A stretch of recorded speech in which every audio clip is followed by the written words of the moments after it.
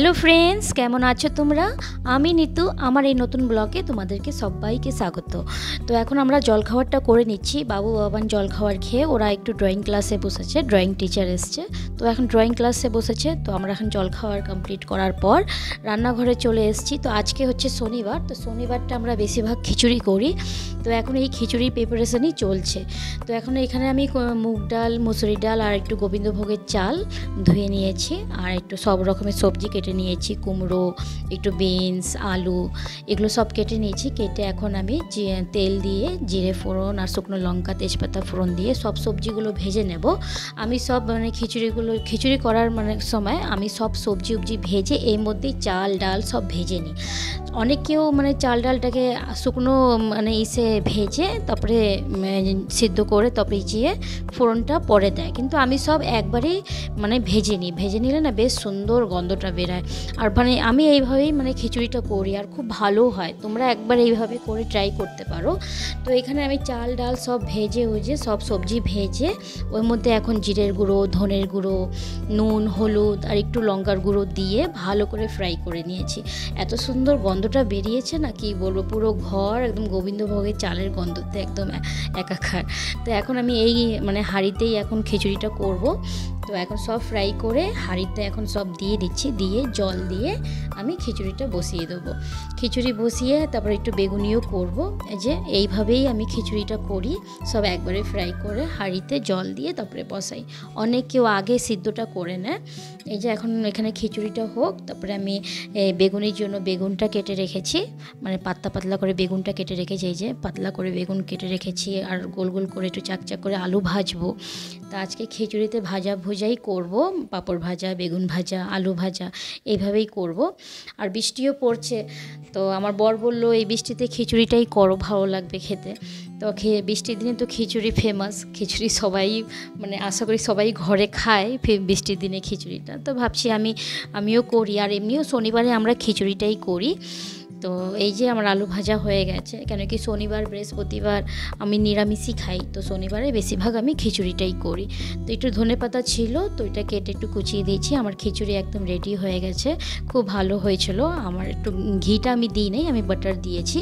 তো এখানে আমি এখন খিচুড়ি তো কমপ্লিট হয়ে গেছে। এখন বেগুনির জন্য একটু বেসন, চালের গুঁড়ো, নুন, হলুদ আর একটু কালো জিরা সব দিয়ে একটু ভালো করে ফেটিয়ে তারপরে আমি বেগুনিটা করব।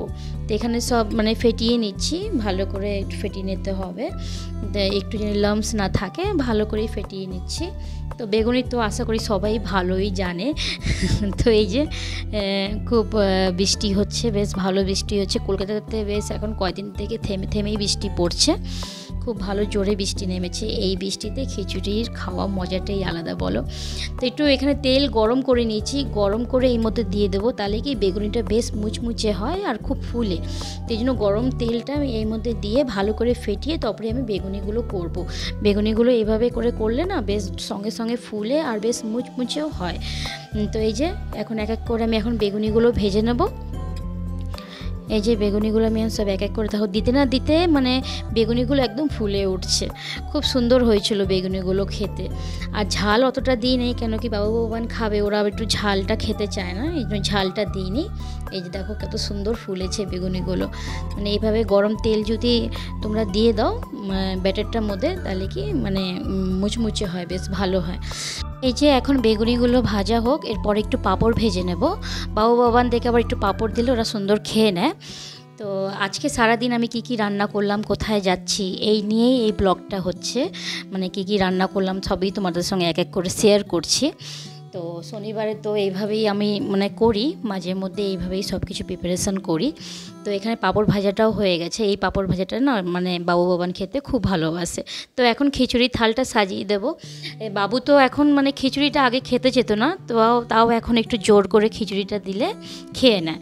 এই যে খিচুড়ির থালটা সাজিয়ে দিয়েছি। কেমন লাগলো খিচুড়ির থালটা তোমরা অবশ্যই কমেন্ট করে জানিও। বাবু তো খুব খুশি হয়ে যাবে যে এইভাবে ওকে একটু সাজিয়ে দিয়েছি। সাজিয়ে গুজিয়ে দিলে না বেশ সুন্দরও, খুব খুশি হয়ে যায়। আর খাবারটা খেয়ে নেয়। ও এমনি খাবার নিয়ে অতটা বিরক্ত করে না, যাই দিই খেয়ে নেয়। যেরকম তিতা করলা ভাজা খেতে যেত না, একটু মেখে দিয়ে দিলে খেয়ে নেয়। যে ও খাচ্ছে, বলছে মা খুব ভালো হয়েছে খিচুড়িটা। তো তো ও খাচ্ছে আর বাবানকে এখন খাইয়ে দেবো। এই মানে খাওয়া নিয়ে একটু বিরক্ত করে, খুবই বিরক্ত করে। তো এখনও তো খাওয়া শিখিনি, খেতে চায় না নিজে হাত দিয়ে, যদিও দিই না নিজে হাত দিয়ে খাওয়ার খেতে, তো এইদিকে ফেলবে ওদিকে ফেলবে, ঠিক করে খাবে না। তো এই জন্য আমি চাই কি একটু খাইয়ে দিই, যাই খাইয়ে দিই একটু পেটে যাবে, নিজে হাতে দিলে পরে ফেলে ছেলে খাবে, অত পেটও ভরে না। তো চলো ওরা খাওয়া দাওয়া করে নিয়েছে, এখন আমি আর আমার বর বসেছি। তো এখন সব এই গুছিয়ে নিয়ে বসেছি। পরে আবার একটু গরম গরম ওকে একটু ভেজে দিয়েছি, কেন কি আগে থেকে ভেজে রাখলে পরে একটু মানে তেনিয়ে যায়। তো এই যে ভেজে দিয়েছি। তো এখন আমি খাওয়া দাওয়া কমপ্লিট করার পর কিছুক্ষণ রেস্ট করার পর এখন এই সন্ধ্যাটার সময় একটু রেডি হয়ে এখন একটু শনি মন্দিরে যাব। এই যে আমরা বেরিয়ে পড়েছি, এখন শনি মন্দিরে যে একটু পুজো দেব। আদ্রা থাকতে আমরা প্রায় শনি মন্দিরে যেতাম, কিন্তু কলকাতা আসার পর আমার শনি মন্দিরে যাওয়া পড়ছে না। তো এই যে অনেক দিন পরই বেরিয়েছি শনি মন্দিরে। তো বন্ধুরা তোমরা ভিডিও তো দেখো কিন্তু সাবস্ক্রাইব করো না, তো প্লিজ তোমরা ভিডিও দেখে একটু সাবস্ক্রাইব করে দিও। তোমরা যদি সাবস্ক্রাইব করবে তবে তো আমি চ্যানেলটাকে আগে বাড়াতে পারবো, বলো। তোমরা একটু সাপোর্ট করো, জানি আমি চ্যানেলটাকে আগে বাড়াতে পারি। তো এই যে আমরা মন্দিরে চলে এসেছি, এখন একটু পুজো করছি, পুজো করে যাবো।